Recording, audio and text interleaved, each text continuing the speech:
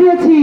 এই দেশের ছাত্র জনতার গণ অভ্যুত্থানে সেই স্বৈরাচার আর ক্ষমতা থাকতে পারেনি। কিন্তু দুঃখের বিষয়, আমরা নেতার পরিবর্তন করেছি কিন্তু নীতির পরিবর্তন করতে পারিনি। আমাদের সমাজ ব্যবস্থায় এখনো সেই বৈষম্য হয়ে গেছে। আমরা দেখতে পাচ্ছি এক স্বৈরাচারকে সরিয়ে আরেক স্বৈরাচার তৈরি হয়েছে।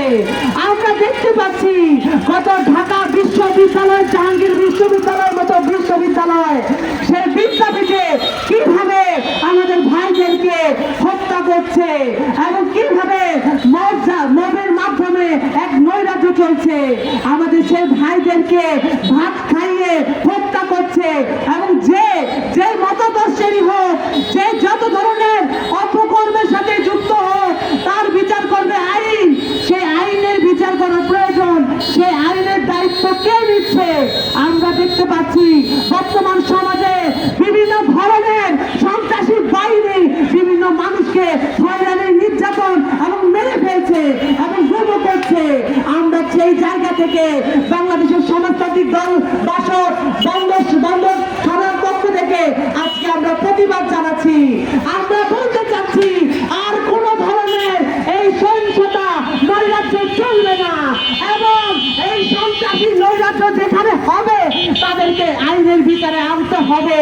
আমাদের প্রশাসনকে তার ভূমিকা পালন করতে হবে এবং আমরা দেখতে পাচ্ছি আমাদের সেই বর্তমান সময় আমরা যে বৈষম্যহীন একটা সমাজ বিনির্মাণের জন্য যে আন্দোলন করেছি, সেই আন্দোলনকে ধূলিসাৎ করার জন্য এক দল, এক শ্রেণী, এক গোষ্ঠী সেই নৈরাজ্যকর পরিস্থিতি তৈরি করছে। আমরা আজকের সমাবেশের পক্ষ থেকে তাদেরকে হুঁশিয়ার দিতে চাই। আমরা বলতে চাই যেইভাবে এই স্বৈরাচারী আওয়ামী লীগ সরকারের 16 বছরের স্বৈরাচারী ব্যবস্থাকে যেভাবে আমরা উচ্ছেদ করতে পেরেছি এই দেশের ছাত্র সমাজের জনতা মিলে, সেইভাবে আর কোন ধরনের নৈরাজ্য, সন্ত্রাসী, অপরাজনীতির নামে এই ধরনের নৈরাজ্য চালনা করলে আমরা বসে থাকবো না। আমরা তার উত্তর জবাব দেবো। এই দেশের ছাত্র সমাজ তার প্রতিরোধ করে তুলবে।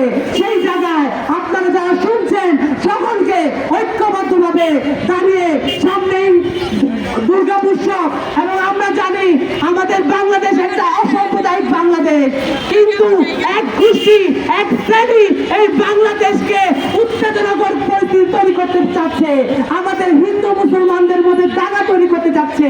আমরা বলতে চাচ্ছি আমরা কোন ধরনের নৈরাজ্য সন্ত্রাসীর হাতে তাদের কথা, তাদের অপরাজনীতির ক্ষেত্রে আমরা পা দেব না।